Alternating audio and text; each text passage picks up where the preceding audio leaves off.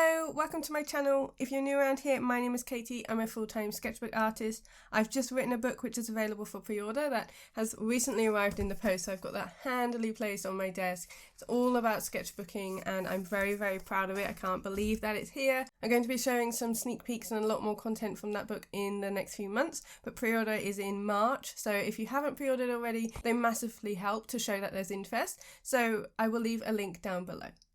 But today I'm going to be reviewing the Kuretake Gansai Tambi watercolour paints. I have this absolutely beautiful 48 colour set, which you might have seen in my recent haul, and I couldn't wait any longer to swatch them out.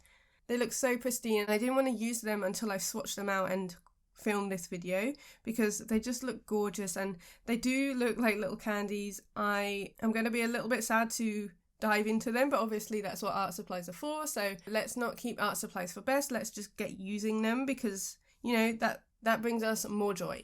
So this isn't the first time I've used Gansai Tambi. These were new to me paints last year and they're kind of like a cross between gouache and watercolour. For me they felt like a perfect introduction to watercolour without that sort of scariness and also without that higher price tag of having the tubes and not really knowing what colours.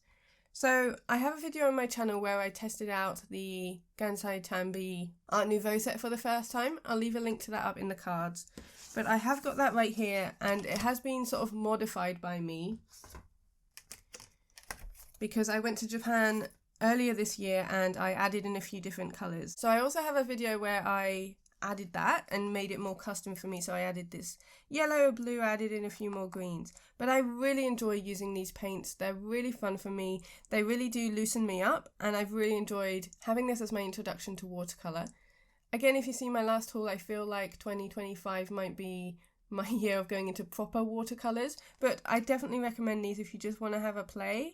And I did really love the Art Nouveau set, but I'm super excited to be testing out this bigger set today. So there are a couple of duplicates that I already have in my other palette, but there's a lot more other colours too. So I'm really keen to swatch these out. We're going to start today by swatching them and then I will create an illustration in my sketchbook using just these colours. I say just these colours, there are 48 of them, but I'm going to be using my Clairefontaine Gold Line sketchbook, so I love using this for my watercolours. Here's the details if you haven't heard me talk about these before or haven't seen my favourite sketchbooks video. But I'm going to be swatching them all in here. I've only got a few spreads left, but let's get creating and I'll talk to you a little bit more about the paints. Okay, so I've just taken off the packaging. It does come with this sheet of plastic that lays over the top. And then it also comes with the lid, so it's settled into the lid for the packaging. And what I really like about this is it does come with some little swatch sheets. It does come with two actually, one in the lid and then this loose one. But I want to be able to do much bigger swatches than this. Actually, I might, whilst I'm doing the swatches, I might fill this in, but for me, I wouldn't reference the lid. That is really helpful though, just to have that behind, but this might be helpful. I didn't get one of these in the Art Nouveau set, it just came in the lid. But I think that's a really nice idea, and then it's got this lovely green colour, and there's beautiful gold foiling on the front too. As I said, I did pick up a few in Japan and they were much, much cheaper over there, and I got this in a set from Jackson's in their Black Friday sale. And I'd say that they are sort of medium grade paint. I have had that they're not light fast, but I really do think that they're great for sketchbook work and I highly recommend them. So it's actually quite heavy and quite a hefty piece of kit if I wanted to take this plein air. But what I really like about Gansai Tambi is that each of these little colours do come out. And these also have got the colours underneath, so it's handy if I want to pop them all back. But I really like that I can pick and choose from my colours, so if I wanted a limited colour set, I don't have to keep them all like this. I can literally like pick and choose a few. So if I wanted to go maybe for like a spring sort of pop limited colour palette, I would just pick out a 3 and then I take those with me. And maybe if I have a tin, either a little vintage tin like this that I could place them in for taking outside, or a tin like this which does actually have some pencils in. But I wonder if I take those pencils out and like maybe I could pop some blue tack on the bottom. I feel like this is the perfect depth. Like I could just lay, oh wow, okay. This wasn't pre-planned, but that fits 2 in perfectly. Okay, that makes me very, very happy. But let's grab another one. I could pop them in like this, create a little limited colour palette, and then I could also use this as my paint palette. So this is exciting. I feel like these are quite handy to take on the go, but obviously it would be helpful to have the tin, whereas this bigger box I wouldn't say I would take on the go. I have taken the smaller Art Nouveau set along with me, but I feel like this is really customizable. And again, if I do buy more, my sister's going to Japan next year, and I'm definitely going to get her to buy me a few more because they are cheaper out there. I can give her the numbers because I know exactly what they are, and then I can swap out if there's if I don't find myself using the metallic, I can just swap them out with the different colours. So I really like that, and I think that's really helpful. And it's kind of just like when you've got the little travel watercolour sets, but I really like how much pigment you get in these little blocks. So Gansai Tambi are traditional Japanese pan watercolours. They do say they're for professional artists and crafters. They're very vivid colour and quick dissolution. What I really like about these is that they are really vivid and really rich in pigment, which is why I've really enjoyed using them this year. And because there is such a wide range, I won't need to mix as much. Obviously you can still do that, but I really like how they're much faster. So obviously if I just had the primers, I could still create a huge amount of shades. But for me, I really enjoy working fast and working quite loosely. And with this, I can just grab the colour as it is, and that's super helpful for me, especially when I work fast. Okay, enough chat, let's get swatching and start using this beautiful array of colours. Okay, so let's start with this gorgeous deep red. This is called Rose Madder Deep, number 36. Oh yeah, that's really, really pretty. So I just like having a little bit more room to swatch, but I am going to, as I said, fill out the swatch card as well. And I'm going to try and keep this nice and clean. I did say that with the other one. I did say that I was going to be really careful, and you can see the state of my palette now. Okay, this one looks quite similar. This one is Carmine. Oh yeah, it's a little bit more of a pinker. It reminds me a little bit of Opera Pink, but kind of deeper. So there are quite a lot of reds. This next one is just Rose Madder. So we had Rose Madder Deep, which was the first one. That was number 36. Carmine number 35, and then this is just Rose Madder number 34. Ooh, that's definitely more pink than it looks in the palette. I always recommend swatching because it definitely looks different in the palette than it does, and it also dries slightly different. Watercolours generally do dry darker, so it's helpful to have the swatch page to reference later on. Next up is just plain red, so let's swatch this one out. Ooh, that's lovely.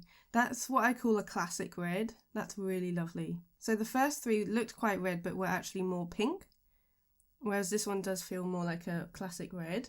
That's number 32. Then we've got Cadmium Red, which is number 30. Okay, it's very similar. It's definitely a little bit more orange toned. I think it's easier to see in person than the camera would be picking it up, but that is a little bit more orange toned, so slightly warmer. Okay, we've got one more red, which I would still say looks like quite a true red. Cadmium Scarlet number 31. This one does lean definitely orange, especially compared to the pink ones above. And I can see they are drying slightly different, so I'll do a pan over after these swatches have dried so we can compare them then as well.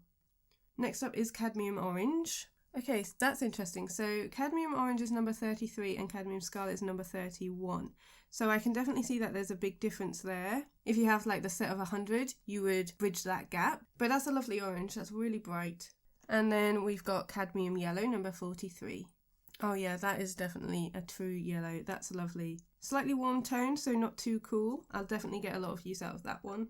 Then we've got Aureolin, which I think I've got this one. I think I bought this one in Japan. I remember the name.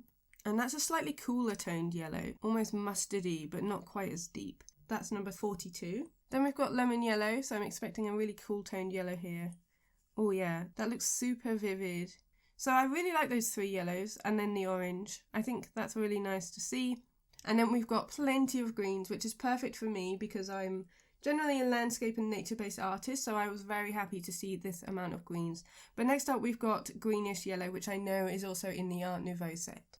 And I would say it's probably my most used green. It's a really lovely, almost olivey green. Yeah, I really love this one. I use this one a lot, and I think I hit pan first on this one in the other set. It's very satisfying seeing all these sort of rainbow colours come to life. Next up is Olive Green, number 54. I love these. I think they will work really nicely together. We're moving into some brighter greens next. So we've got Lime Green, which is number 59. Okay, that's really bright and vibrant. I really like that. That's nice. It's definitely cooler toned than the greenish yellow, but it's very, very similar in tone. Next up is Sap Green Light number 51. Okay, nice. That again is a little bit brighter. I could use that on its own, but I probably would mix it with a little bit of red. But that's a really nice clean green. It's a very classic green, I'd say. So that one was Sap Green Light and this one is Sap Green. Oh nice, this is another type of green which I use all of the time. Definitely got a touch more warmth in them than say the Sap Green Light. Next up we've got Hooker's Green. Okay, this is definitely a blue toned cooler green. I do like that, that's very vibrant. These are very rich colours which I really like. Then we've got another green, we've got Sap Green Deep. So we've got Sap Green Light, Sap Green and Sap Green Deep in this 48 colour set. It definitely has that sort of yellow tone in it. That's the kind of green I will definitely use a lot. Then we've got Forest Green. Oh, nice. So I don't use much of this type of green, but I think that would be really nice, especially as this month in December I'm trying to work a little bit more seasonally with more wintry colour palettes. That's our theme over on Patreon, and I feel like that one will be really nice. So next up we've got Turquoise Green Deep. It looks really dark in the pan, so I'm keen to see what it looks like when swatched. Oh, that's lovely. Definitely a dark turquoise. That's a really nice colour for winter colour palettes.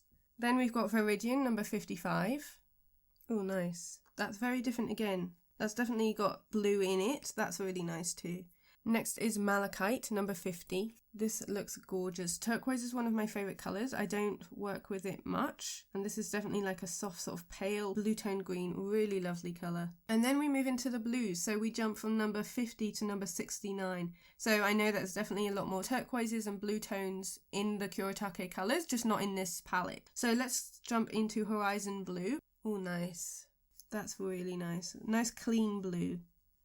I basically only paint blue skies, so that's perfect for me. This one is Ultramarine Pale number 61. I love the warmth of that one. It's kind of got a tint of lilac to it. And then we jump again, so we go from number 61 to 62, so there's not anything in between it. But this looks a lot darker than the Ultramarine Pale, so this one is called Turquoise Blue, number 62. Oh wow, yeah, that is really different. I'm surprised there's not more numbers in between them. I can see how it's more blue tone than the one above it, which was Turquoise Green Deep. Next we've got Cerulean Blue. Oh, nice. Okay, that's really lovely. Again, it looks very different in the pan than it does swatched on the page. That's a really lovely blue. That's number 63. Okay, I'm going to move on to my next page because I filled this one up. So next up is Cobalt Blue. I do have this in gouache, so I do know this is a lovely blue, but it also mixes really beautifully with white to create skies. Quite similar to Cerulean Blue, a little bit warmer, I'd say. These paints are really lovely. Quite easy to wet as well in the pan. It doesn't take too much work to get the water to interact and the pigment to come up. Next is Ultramarine number 64. Again, another blue I use quite a lot in gouache. Yeah, really nice. That's a lovely blue. I mean, I'm saying all the colours are lovely. I don't think there's one colour that I'm ever going to be like, that's disgusting, I'll never use it. So that's Ultramarine. Then we're moving on to number 66, Prussian Blue. Now these ones in the pans look really, really dark. So Prussian Blue, Indigo, Blue Grey Deep, Imperial Violet and Cobalt Violet all kind of just look like dark browns or blacks in the palette. So it's going to be interesting to see their differences on the page. So this is Prussian Blue number 66. Oh, I love that. That's really deep. This would have been really helpful for when I was doing Sea Life Month earlier this year on Patreon. That's really lovely. Next is Indigo number 67. Oh, nice. Okay, this is like a really deep inky blue. It's very similar to Prussian Blue, but definitely a lot darker. And if I add more water to it, I think there'll be really nice blending with the tone. So I think that'll be fun to play with. Next we've got number 68, Blue Grey Deep. Ooh, that's really dark. That's more like, I would say like a petrol blue. Wow, that's really nice. I can definitely see more warmth in the indigo compared to that one. Blue Grey Deep. Next is Imperial Violet number 38. Ooh, wow, that's really violet. So I don't use much purple in my work, but I'm going to try and use a little bit more this month with my winter colour palettes. That's super pigmented too. That came up really easy from the pan. Then we've got Cobalt Violet number 139. I would say that's got a little bit more red in than the Imperial Violet. Next is purple number 37. This looks like a burgundy to me. Okay, yeah, it's definitely a more red tone purple than the others. That's really nice. It's very pink toned. I really like that. I think that will be a really nice pop of colour. So then we jump from number 37 to number 13 for Lilac. Oh, I really like that. Again, I think I'll get a lot of use out of that this month with a lot of whites and blues. That's a lovely colour. Then we go up one to number 14, which is Cherry Blossom Pink. Oh, that's a lovely pink. I definitely think there could be more warmer toned pinks. So we've got the quite cool pinks and reds from the other page. This kind of pink is my kind of pink. I really like that. So that's number 14. Next is Rose Beige. So we are coming up to some more neutral colours. This is number 12. Oh, I really like that. I use this sort of colour in coloured pencils for like paths and things, and like sand and beaches. I think that's a really nice neutral, and it could be lightened up as well. But the next one is Natural Beige, so let's see what that looks like. Okay, yeah, so a little bit cooler, maybe a bit more yellow in that one. This one definitely leans more pink, and it's interesting how colours change, certainly as they dry, but also when you put other colours next to it so you can compare, you can definitely see the contrast a little bit more. So those are our two light neutrals in the set, and then we're moving on to number 44, so we jump back up in the numbers to Yellow Ochre. Oh yeah, I do really like ochre. I find it's a really nice mixing colour and also good for a really nice mid-tone. Next we've got number 46, Burnt Sienna. So I think it would be good to have a dark ochre because we are jumping up a little bit now to the Burnt Sienna, and it's a totally different colour here, but really nice. I find that I use these quite a lot in gouache, so I'm sure I'll use it with the watercolour too. And then we have Maroon. Oh yeah, that's definitely maroon. So I think when I was putting down the purple, I said it was more maroon, but now I've put down the maroon, it's definitely more, the other one is definitely more purple. That's really nice. I like that a lot, actually. As I said, I don't generally use a lot of purples, but I really like that, and I think that could work really nicely with greens in a palette too. Okay, so we're on to our last row on the colour chart, and we've got Indian Red number 71. Nice. It's very similar to maroon. It's definitely a little bit cooler tone, so there's a little bit less red. Definitely needs a little more brown. Yeah, that's really nice. That's a lovely shade of brown. Then we have Raw Umber Deep number 47. So we're jumping around with numbers now. We've gone from 47 to 71. Oh yeah, that is totally different. Much cooler brown compared to the Indian Red next to it. But very useful colour, especially for trees and doing landscapes. So not many browns actually. Those are, I would say, the only two browns. A very red toned brown that's drying more red than when it went down, and then this quite deep raw umber, so raw umber deep, which makes sense. But it would be nice to have a few other browns in the set. I feel like maybe that's missing. I could swap out maybe one of the reds for a brown in between these. Next we've got Black, which is number 20. Oh yeah, that's really pigmented. I don't use black in my work, but I might try and play around with it this month, especially when I do some night scenes. Then we have number 21, Grey. Quite a cool toned grey. I mean, I guess actually it's got a little bit of warmth in there. It's not as cool as it looks in the palette. Yeah, maybe that is warm toned. But it is quite dark, and then that's the last of the grey, so there isn't a light grey in this set. We move straight onto the white. So I doubt this will show up on the paper, but I'll swatch it anyway. I do find it helpful to have. Especially when out and about. I generally will take another palette with me and take some white gouache to mix these into, because watercolour and gouache mix really nicely, but it is helpful to have the white, I think, especially to lighten up colours when you don't just want to add water and make your paints a little bit more transparent. Okay, and now onto our final row. So we've got 3 colours left, and they are all metallics. So first up we've got White Gold number 906.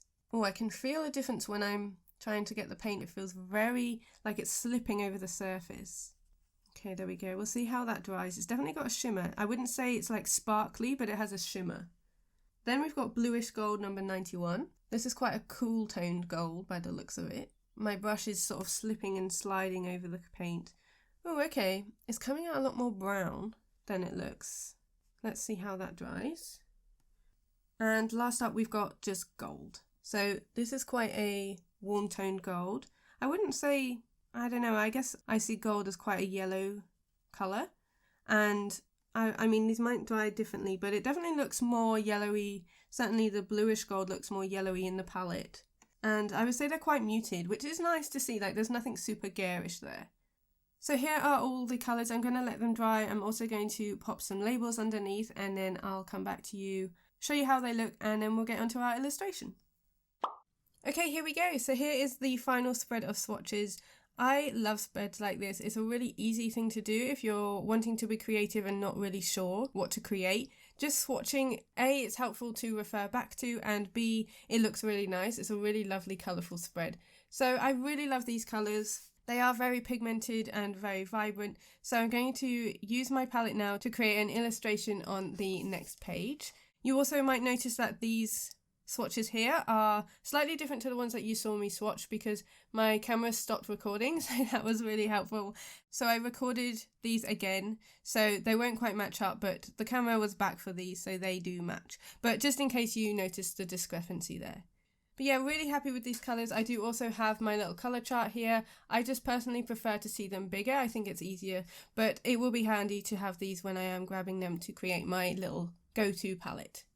So without further ado, let's create an illustration with this beautiful set. So I'm still working in the Clairefontaine Gold Line sketchbook. Got myself a cup of tea and I'm ready to fill this spread. So I'm starting with the base of the painting, which to me is the house. That was the really important part. I'll leave a link to the reference that I'm using down below. It was quite muted, so I've added a lot more colour and also a lot more florals and things because I really wanted to be able to make the most of this palette. I'm not going to be using all of the colours in the set, but I'm certainly going to give it a go and use most of them, especially with the different greens, and I also add in some purples and some oranges, so I can really use a lot of the colours that I've got in this set.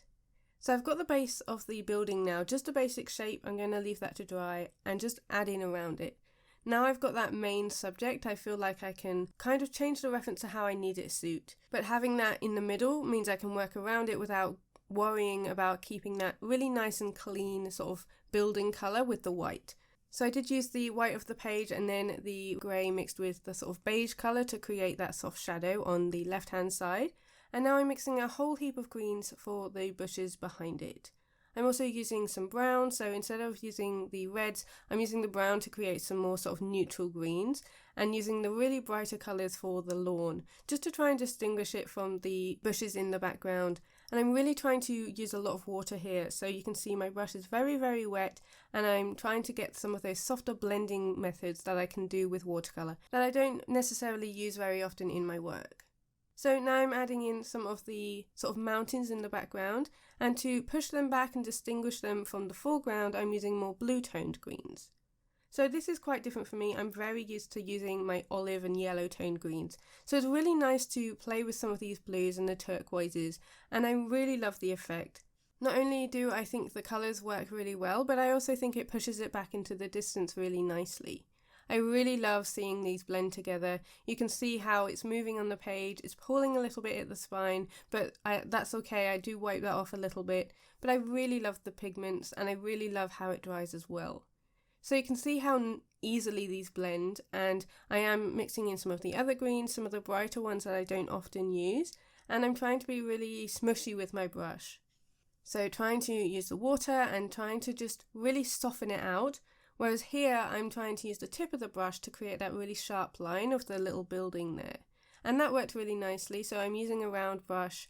This one is Etcher, the one before was by the pigeon letters, and it just means I can be really careful with my marks, but also be a bit looser as well with the full length of the bristles.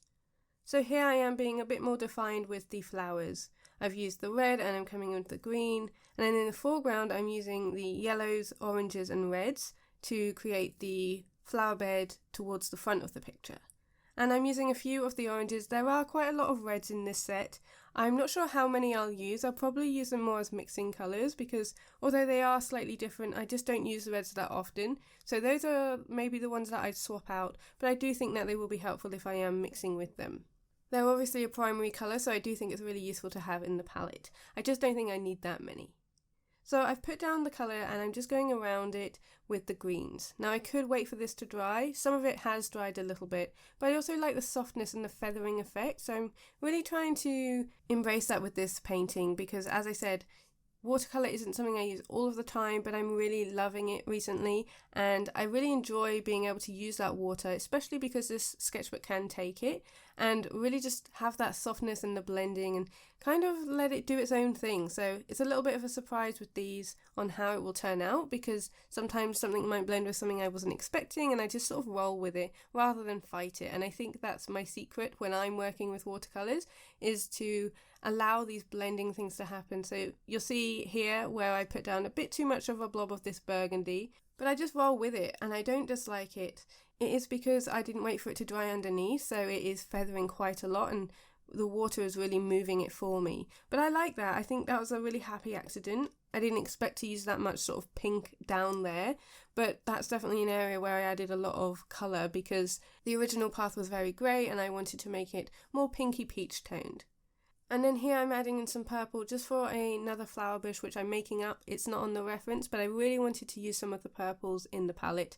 So I'm just making this up here and using that really lovely lilac paired with this deeper purple. And I love the way that looks, especially with this sort of emerald green. I really love this combination. Again, I really don't use these tones of green much, but with this purple, I love this. I think it works really, really nicely, and it's definitely going to be something I'm going to do more of, simply because I've got this new palette and it's kind of forcing me to use other greens from my usual palette, and that's always nice to push myself as an artist, find new combos, and yeah, just kind of embrace some of these other colours. I think it's always good to have a set colour palette that you are very safe with and that you enjoy working with. It's also nice to swap things up and just push yourself a little bit every now and then. So I'm going around the areas where I want it to be nice and clean, where I've put down my colour, and just filling that in with the green because I want this to feel really verdant and lush, and I definitely think I achieved that in the end. I'm coming in with some more colour just to try and space it out around the whole page rather than just keeping it in one area. I want this to be really colourful. And then I'm adding in some contrast here. So again, we've got another building there on the right, and I wanted to add in the brown and then go on top of the white with some more texture. So I'm again using that sort of beige grey that I've mixed up. I do think that it would be nice to have a lighter grey in this set. So I think as I use this palette, I'll start to work out what I'm missing and maybe swap things out. And I think that's a really natural way to work. If you're not sure what colours you'd go for, then see what you usually work with, see what your go-to colours are, and then if you feel like you're missing something, that's when you can swap and change. There might be one that you never use which you can swap out, and I find that's a really nice way to work, and that's certainly how my colour palette has evolved. So I had to wait for the first layer to dry. Luckily by the time I'd done all the flowers and things it was, so I could come in with some watercolour details for the windows. Usually I use pencils for this, but it was nice to use my paintbrush and actually use the watercolour. I love this malachite colour here on the right. I don't think I would have put that on there if it wasn't actually on the reference, so that was perfect, and I really love the way that kind of borders the shed or whatever it is. I think that adds a lot of colour, and it works really nice with the purple underneath it too. So now I'm coming in with the details. Like I said, I am using the round brush with the tapered tip, which means I can be a little bit more careful, and you can see just how pigmented it is on top of the ones that dried. It does dry a little less vibrant, but I think that works well because then you can add on more layers, which is generally how you'd use watercolour anyway. It's just I'm quite impatient and I prefer to do one layer. So here's how it's looking now. So this is before I've added any pencils or any other mediums, so this is just purely watercolour. You can really see the blending effects, you can see where things have mottled in together, and I love some of these textures. It doesn't need a huge amount of pencils, definitely less than I normally would add, so I'm just adding that in now, just to kind of neaten this all up. I'm really pleased with how this is turning out. It doesn't need much of the pencils like I said, but it's kind of just to add a bit of contrast and a little bit more detail. I was going to add windows to this door, but I didn't like the way that looked, so I just changed my mind and colour that in, and then it's kind of just a case of fine lines and texture. So there are quite a few sort of white gaps on this page where I didn't fill it in completely. I'm really happy with that. I don't want to fill them all, but I will add in a little bit more colour where I think it needs to. But I think it's fine not to cover every single centimetre of the page. I really like that it adds a looseness when you can see bits of the page peeping through. So I'm using my luminance here just quite sparsely, again just to highlight some areas and add a bit more definition, and then a few scribbles in the sky and we are almost there. I did also use a Derwent drawing and an Albrecht Dürer pencil earlier. Generally it's whatever tone I need and I grab the colour that I want, especially when I'm adding in details like this. But here I'm adding in some of that contrast I mentioned with the dark Thylacinine green. I think it really needed it in this flower bed in the front, just because the greens were sort of blending in, and I could have done this with another layer of watercolour, but I was using my pencils and I think this finishes it off really, really nicely. So overall, I'm super pleased with how this turned out. I hope you've enjoyed watching this video. We are coming to the final shots now, so let me know what you think down below in the comments. It's actually one of my favourite paintings I've made in recent months, so I'm really pleased with how it turned out. As I said, I love the vibrancy and the colours, and it's been so fun to play with this new palette. A huge thank you to my patrons for their support in allowing me to create these new videos every week, and a big thank you for watching. I hope you have a creative week. I will see you next Sunday in my new YouTube video. See you later.